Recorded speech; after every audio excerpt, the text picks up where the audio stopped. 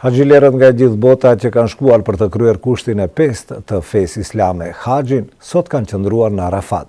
Kjo është një ditë e bekuar që garanton shumë mëshirë dhe falje, andaj dhe paraqet një nga shtyllat kryesore të haxhit. Për gjendjen e haxhilerëve tanë që udhëtuan me agjencinë Meka dhe Medina, flet Hoxh Afet Beadini.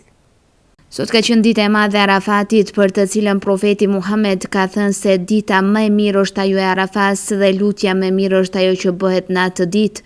Arafati njerit është edhe një nga shtyllat kryesore të haxhit. Hoxh Afet Beadini, i cili këtë vit po udhëheq haxhin të tanë në vende të shenjta, në një linjë telefonike për TV2 njofton se të gjithë haxhit që kanë udhëtuar me agjencionin Meka Medina janë shënduar mirë dhe se sot kanë shijuar begatitë e ditës së Arafas.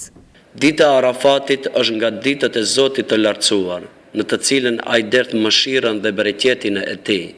Qëndrimi në Arafat është ndër ritualet më të rëndësishme të haxhit.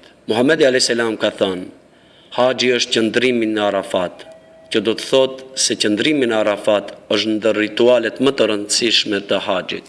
Pejgamberi alayhis salam thotë: "Lutja më e mirë është lutja që bëhet në ditën e Arafatit."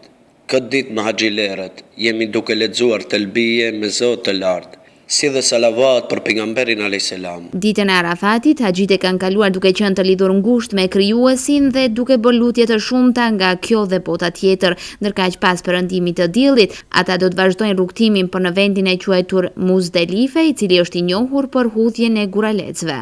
Sot pas perëndimit të diellit do të nisemi për në Muzdelife ku mlidhen guralecat. Në Muzdelife do të qëndrojmë deri në lindjen e diellit të ditës së parë të Kurban Bajramit. Pastaj nisemi për në Mina ku do t'i hudhim 7 guralec.